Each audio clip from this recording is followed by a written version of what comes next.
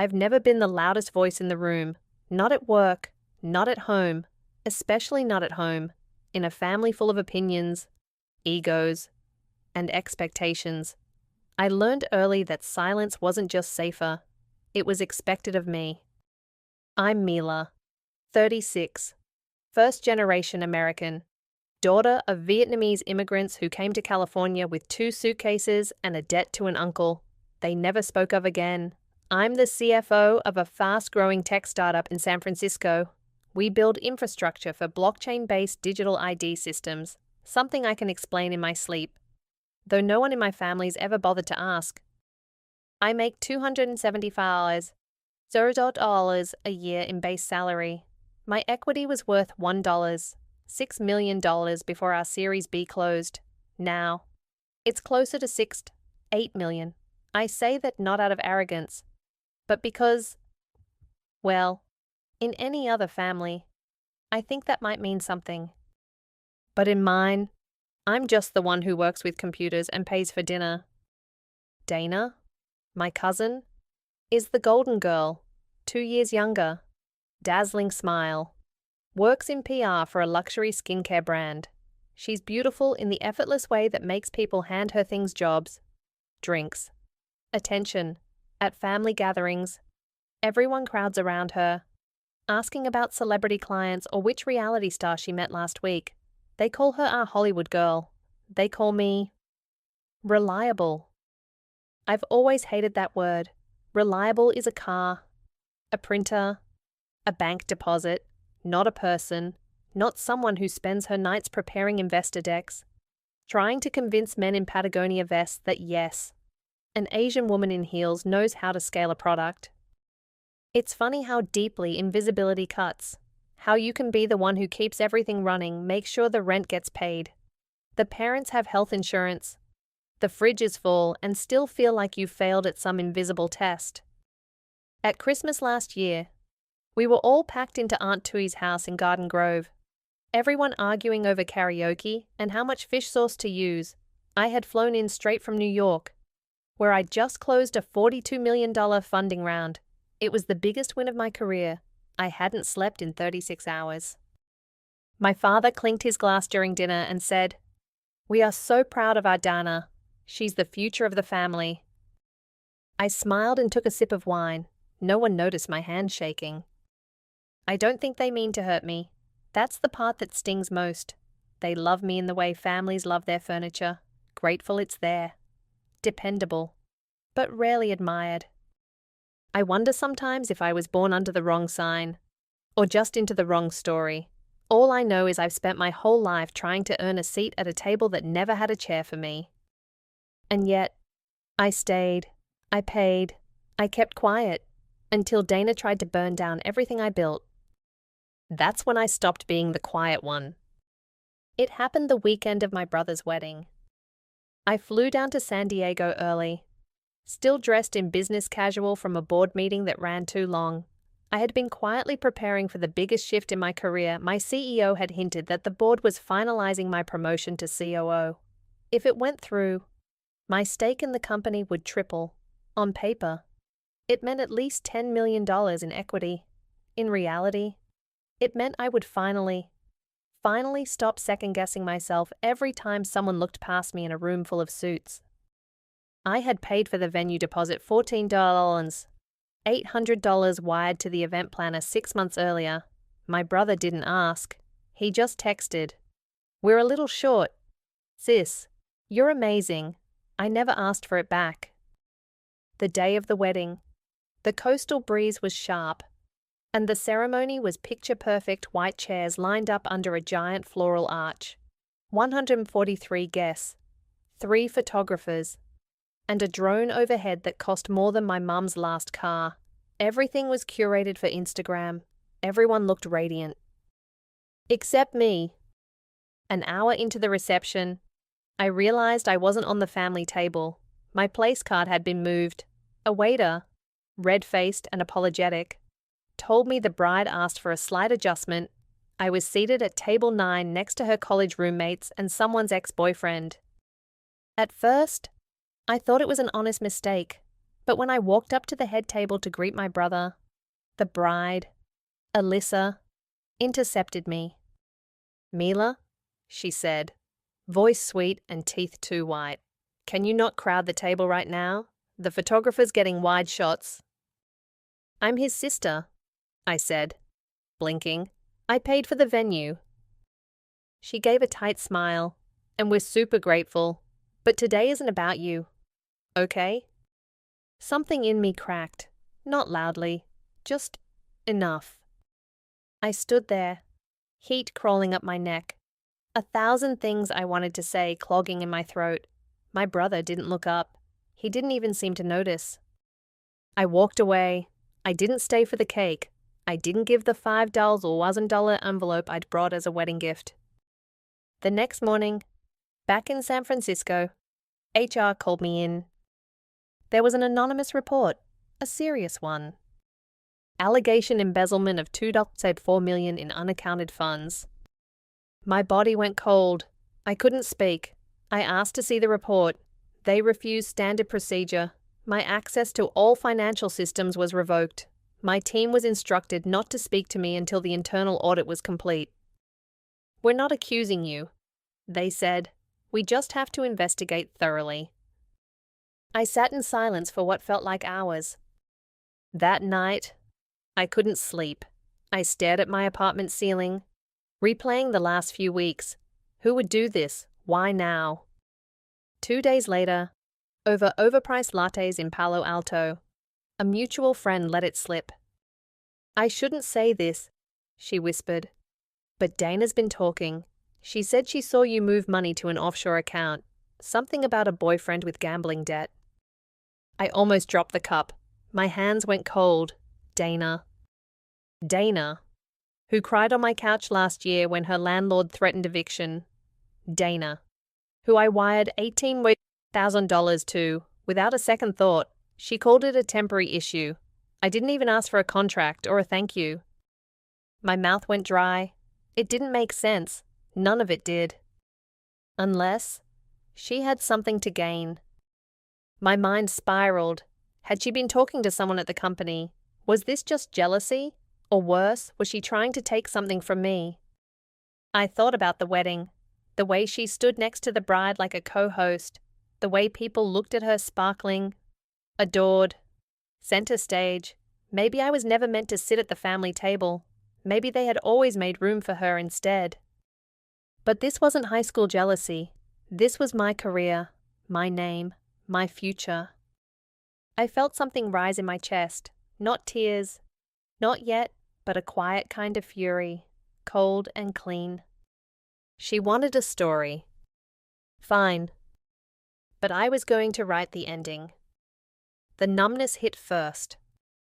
Not the kind that makes you cry, the kind that makes you feel like you've slipped underwater without realizing it. Muffled, slow, detached. I stared at my laptop screen long after the HR call ended. My inbox filling with temporary reassignment notices and calendar cancellations. I didn't respond to a single one. That night, I checked into a hotel overlooking the Embarcadero. I didn't pack much, just a duffel bag with essentials and the black moleskin notebook I've carried for the last 6 years. I left my phone on Do Not Disturb. When my mom called twice and then texted, "Where are you? Alyssa wants to send cake." I didn't reply. I turned the phone face down and stared at the ceiling for hours. The next morning, I deleted every family group chat, the fans, holiday plans, cousins, plus karaoke, Lunar New Year menu, one by one, erased. I didn't cry. I think I was afraid that if I started, I wouldn't stop. The silence in that hotel room was luxurious, almost oppressive. It gave my mind space to wander, to remember things I thought I'd buried long ago.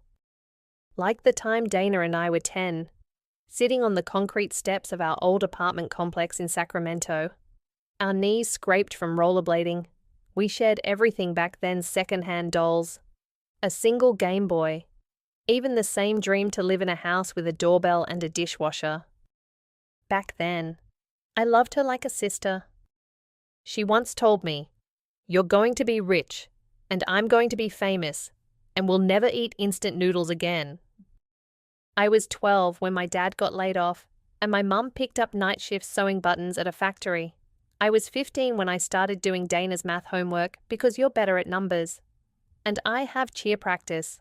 I was 22 when I gave her my rent deposit so she wouldn't get evicted. I was 29 when I helped her write the resume that got her the job in PR. I didn't do it because I was weak. I did it because I thought we were family. But family isn't supposed to twist a knife and call it ambition. 3 days after the accusation, I finally met with my lawyer, Naomi Stein. She's brilliant, sharp as a scalpel, and doesn't blink when clients fall apart. "You're not crying," she noted, flipping through a copy of my financial audit. "I don't think I'm allowed to cry yet," I said quietly. She raised an eyebrow. "Mila, this is serious. If this escalates and you don't defend yourself, you could lose everything, not just your job, your name, your future." I nodded. "Then help me fight." Naomi leaned forward. "We can handle the audit, but something feels off. This isn't just an accusation. Someone wants you out." That's when I said it out loud. "I think it's my cousin, Dana." I told her everything about the rent money, the wedding, the whispers, the timing. Naomi took it in without flinching. "Hire a private investigator." She said flatly, "You're not being paranoid. You're being hunted." I didn't want revenge. I wanted clarity. So I hired one. A woman named Cecilia, former IRS fraud unit, now a discreet investigator for hire. She spoke softly, moved quickly, and didn't ask unnecessary questions. Within hours, she had my approval to start digging phone records, travel logs, professional connections. I told her I needed facts, not suspicion. In the silence that followed, my mind spiraled. What if Dana wasn't working alone? What if someone at the company had been feeding her intel, maybe even my boss? What if this wasn't jealousy at all, but a calculated move to remove me from my seat before I could be promoted? I had seen things in our company: shifts in budget lines, delays in contract reviews, sudden reschedules of board meetings. I had brushed them off as politics, but now, every small oddity felt like a breadcrumb. My trust, always cautious, now felt like a liability. I thought about confronting Dana, but what would I say? Why? How could you? I already knew she'd shrug it off with one of those airy, dismissive smiles. Oh my God. Mila, that's ridiculous. I didn't want her explanations. I wanted distance. That night, I sat by the window, watching the lights of the Bay Bridge flicker like distant stars. I pulled out my notebook and wrote 2 lists. On the left, everything I'd given my family. On the right, everything they'd taken for granted. Time, money, grace, silence, and now, my name. For so long, I thought being the dependable one would protect me, that if I worked harder, gave more, tolerated longer, they would see me, but all I'd done was teach them that I'd never say no. This wasn't just about Dana. It was about a system I had helped build with every quiet yes. That ends now. It was a Tuesday when Cecilia called. I was still living out of the hotel, still existing in a haze of cold coffee and mounting suspicion, when her voice cut through the static in my brain like a razor. "I found something. You're going to want to sit down." I was already sitting, legs folded under me on the stiff hotel bed, fingers curled around my 3rd cup of black coffee. "It's Dana," Cecilia said. "She's been in contact with David, repeatedly, privately." I blinked. David. Your boss. Yes, the one who suspended you. My lungs felt like they stopped working. Contact. How? Phone calls, messages. They've met in person 4 times in the last 6 weeks. Hotel reservations under her name. Same hotel he stays at when he travels for work. I swallowed. Are they involved? There was a pause. I can't say for sure, but I've got timestamps, locations, even CCTV stills. It's not business. Myla, it's personal, and it gets worse. Cecilia emailed me a folder. I opened it. What I saw made my hands go numb. Screenshots of text messages from Dana to David, some flirtatious, some chillingly professional. Mila's pitching to Bluepoint next week. If you make a move now, they'll be easier to flip. She's too distracted to see you coming. Trust me, I've known her all my life. Check the Q2 deck, page 14. She's planning a new angle on their ESG. She'll pitch it Friday. It was my work, my strategy, months of preparation, and she had handed it to a competitor through my own boss. I couldn't speak, couldn't move. Somehow, this wasn't just betrayal. This was war. By Thursday, I had everything I needed: hotel receipts, call logs, messages, emails, flight overlaps, boardroom sign-ins. The proof formed a clear picture. Dana had been sleeping with my boss while feeding him proprietary information about my strategies, directly undermining my negotiations and tanking investor trust. I sat across from Naomi in her office, stacks of printouts between us. She looked at me, stone-faced. "Are you ready to go nuclear?" "No," I said quietly. "I'm ready to go clean." The emergency board meeting was scheduled under the guise of urgent compliance concerns. They let me speak second. David, unaware, walked in 5 minutes late, calm as ever, sipping a Starbucks. He didn't even look at me. I stood up, palms slightly shaking, throat dry. "I want to begin by stating that the allegations against me were false," I said, looking each board member in the eye. "And I have proof not only of my innocence, but of a deliberate attempt to remove me from my position using fabricated claims and confidential sabotage." There was a murmur. David stopped mid-sip.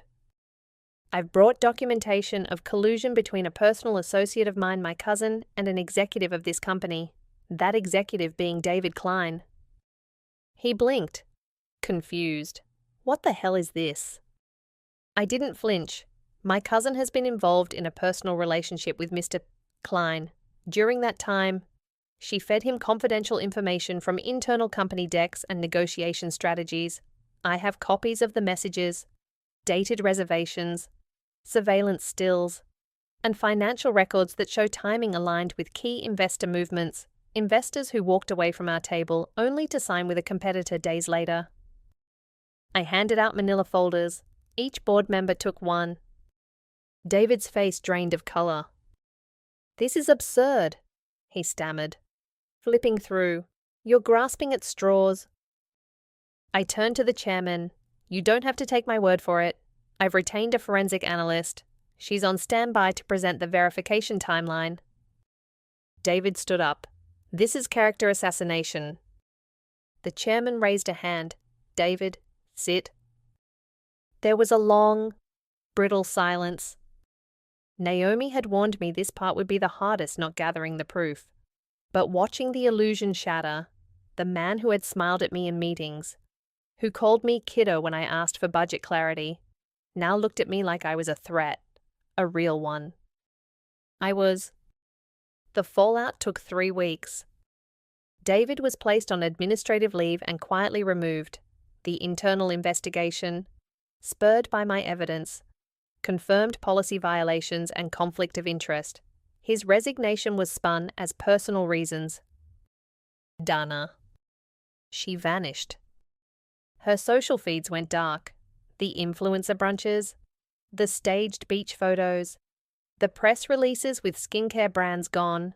I heard whispers that she tried to pivot into consulting, but no one would take her calls. As for me, I was reinstated. 2 weeks later, I got a call from the board chair. "We've decided to promote you to interim COO, permanently. If the next quarter runs smooth, think you can handle that?" I wanted to laugh. Instead, I said, "Yes, sir, I can. I moved out of the hotel that same day and back into my apartment. The plants were half dead. I watered them anyway. I stared at myself in the mirror for a long time that night. I didn't feel victorious, not exactly. I felt hollow, relieved, tired. But I also felt something new, something sharper. Clarity. People like Dana and David had always bet on me staying silent, on me choosing dignity over conflict, on me absorbing the damage with a smile and a tax-deductible donation. Not anymore. This time, I didn't just defend myself. I exposed them. And the world didn't end. In fact, it opened. The meeting wasn't for closure. I had already closed the chapter in my mind. It was about clarity, about saying out loud what I should have said years ago. We agreed to meet at a rooftop cafe in downtown Los Angeles neutral ground. Public. Civil. Impossible to explode into something dramatic. I chose a table with a view of the skyline. Under the shade of a wide white umbrella. I arrived early. Coffee already ordered. Posture straight. Hands folded. Dana showed up 12 minutes late, wearing oversized sunglasses and a tight-lipped smile like none of this had happened. Her hair was freshly blown out. She looked like someone playing the role of unbothered. She sat across from me without a word and ordered a matcha latte like we were just two cousins catching up. I let the silence sit for a moment. Then I asked, evenly, "Why?" She exhaled through her nose, shrugged. "Because you always win. Mila, you walk in, quiet, doing your spreadsheets, acting like none of it matters, and then boom, you're CFO, you're getting promoted, you're the one people trust." I stared at her. "And you hate that I asked?" Dana gave a short, humorless laugh. "I hate how you pretend it's no big deal, like you don't care about any of it, about the spotlight, the power, the recognition." My voice was low, but firm. "You think I don't care I've spent my life cleaning up your messes?" Her jaw tightened. "Who paid your rent when you got fired from that agency in Culver City?" I continued. "Who stayed up until 3 a.m. helping you write a PR proposal you didn't even read before the pitch? Who put down a deposit for my brother's wedding, just so Mum wouldn't have to choose between pride and practicality?" Dana looked away. "That was your choice." "Yes," I said. "It was, because I thought we were family, because I believed blood meant something." She opened her mouth to speak, but I raised a hand. "No, this time. You don't get to twist the narrative. You lied. You weaponized our relationship and nearly destroyed everything I worked for. And not because I hurt you, but because I didn't make room for your ego." "I made one mistake," she snapped, her voice cracking. "You act like I killed someone." "It wasn't one mistake," I said softly. "It was a pattern. You just finally hit something big enough to break me open." She went silent then, staring at the skyline like it might rescue her. "I didn't think it would go that far," she said after a pause. "No," I replied. "You didn't think I'd fight back." I watched her face shift surprise, guilt, something like shame flickering across the surface before she shut it all down again. I stood up, gathering my purse. "This will be the last time we speak. Mila, we may share blood," I said, cutting her off, "but we don't share values." She blinked. "I won't carry you anymore. Not in silence, not in sacrifice. You've lost that place in my life." The waiter brought her drink. She didn't touch it. I didn't expect tears. I didn't expect a hug or a grand apology. I just expected the truth to settle in her chest and weigh what it needed to weigh.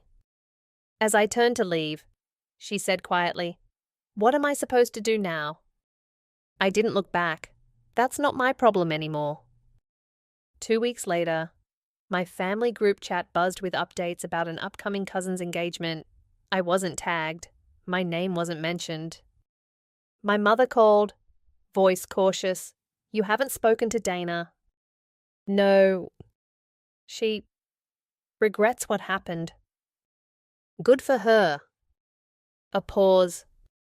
Your uncle wants to know if you'll help with the venue deposit for Tet. I took a breath.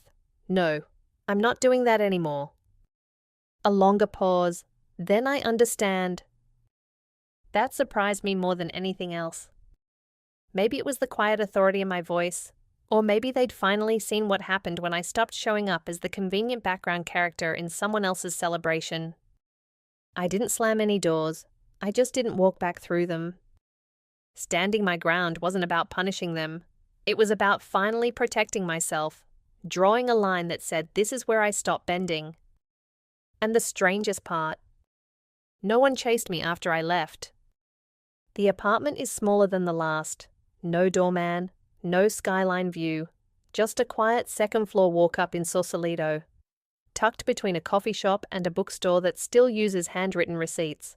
The windows rattle slightly when the wind comes off the bay, and I have to jiggle the front lock just right or it sticks. I love it. I don't know when the shift happened. Not exactly. Maybe it was the night I left that rooftop cafe without looking back. Maybe it was the morning I made eggs without checking my inbox, or the first time I turned down a request for a little help from a distant uncle I hadn't spoken to in years. All I know is, it came quietly, like something I'd been waiting on finally caught up with me. Peace, I think, doesn't arrive with a bang. It arrives when no one calls, and you're okay with that. I still work. Of course, finance is in my bones like muscle memory, like breath. But I don't measure my worth by spreadsheets anymore. I invest in what feels real. A non-profit I co-founded now mentors first-generation college women who want to work in venture capital. I teach a class once a month on financial storytelling, how to make numbers speak, not just add up. I travel more, alone, mostly. Greece in the fall, Japan in early spring. I walk, I write, I eat slowly, like I have nothing to prove. No one asks where I am, and for once, I don't offer. The family group chat is still there. I muted it months ago. I heard through my brother that they gathered for Lunar New Year. Someone made the banh chung too salty. And Auntie Lynn still tried to sing karaoke even though her voice cracks on high notes. Dana didn't show up. No one mentioned me. And it didn't sting. Because I didn't need to be missed to feel whole. There's something strange that happens when you stop contorting yourself for people who only love the version of you they can use. You get taller. Not physically, of course, but in a way that matters more. Your spine aligns with your values. Your boundaries feel like a warm coat, not a wall. You walk into your own life like you belong there because you do. It took me 36 years to stop performing for people who are never going to clap. And that's the part no one warns you about, how exhausting it is to be everything for everyone. The good daughter, the provider, the fixer, the fallback plan. You become fluent in sacrifice and illiterate in self-worth. Until one day, you just stop. I sit on my balcony most mornings with coffee and a blank journal. I write things I never had space for before: poems, fragments, theories about love that don't center loss. Some days, I think about my parents, about the version of pride they were taught that obedience meant love, that silence meant strength. I think about how they loved me with everything they had, even if it wasn't always what I needed.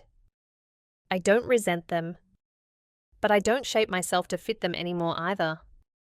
Power used to mean control to me, mastery, the ability to command a room, run a meeting, close a deal.